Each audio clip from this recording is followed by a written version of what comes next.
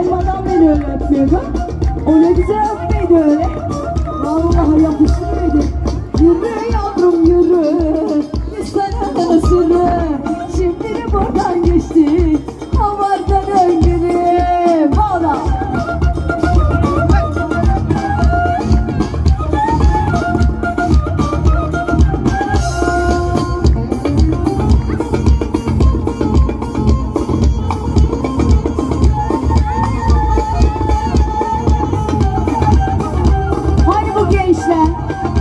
Neredesin oğlum?